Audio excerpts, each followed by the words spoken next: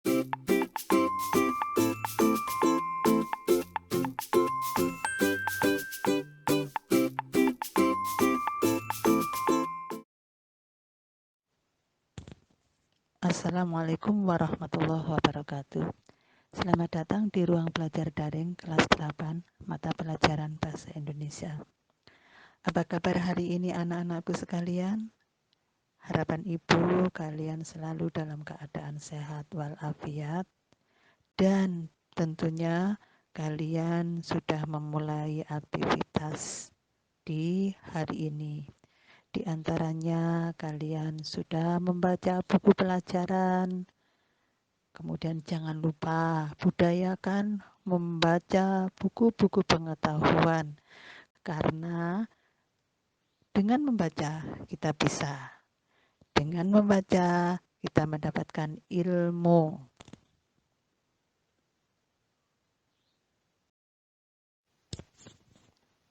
Anak-anak, dalam kegiatan pembelajaran kita sudah sampai pada mengungkap berbagai fenomena alam dalam teks eksplanasi. Di pertemuan terdahulu, kita sudah mempelajari definisi dan ciri-ciri informasi dalam teks eksplanasi, kemudian menyusun teks eksplanasi. Nah, pembelajaran kali ini kita sampai pada menelaah teks eksplanasi.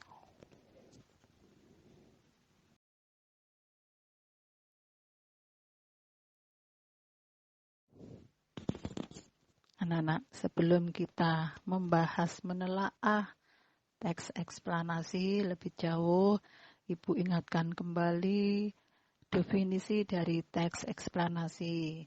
Teks eksplanasi adalah teks yang bertujuan menjelaskan proses terjadinya baik alam, sosial, maupun budaya.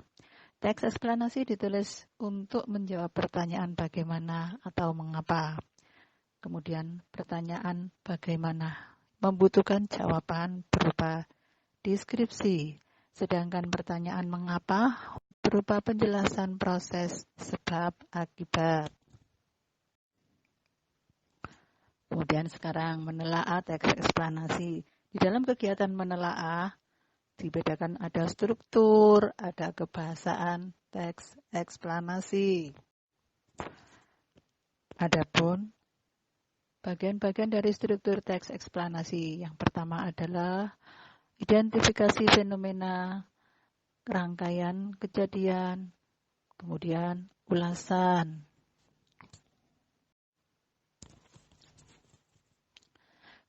Maksud dan pengertian dari identifikasi fenomena, mengidentifikasi sesuatu yang akan diterangkan.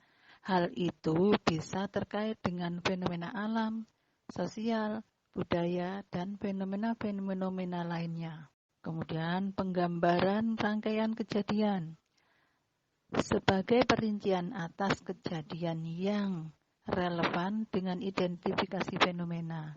Bagian ini dapat disusun dengan pola kausalitas ataupun kronologis.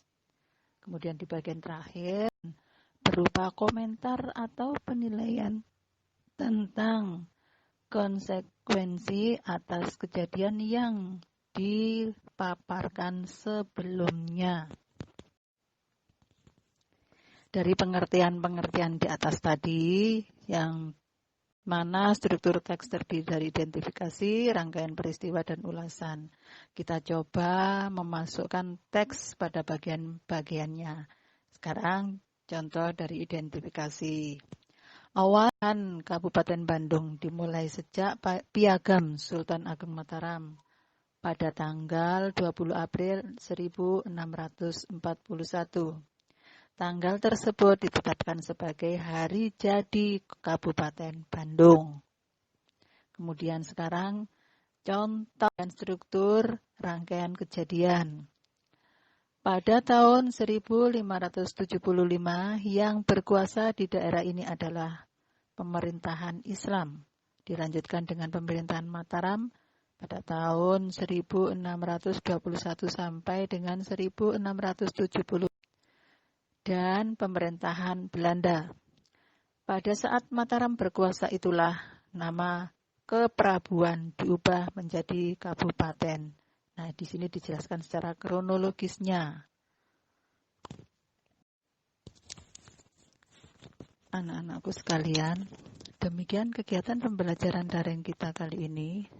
Semoga kalian bisa paham mengenai struktur teks eksplanasi dengan diterapkan pada contoh atau pada bagian-bagian teksnya. Semoga bermanfaat. Wassalamualaikum warahmatullahi wabarakatuh.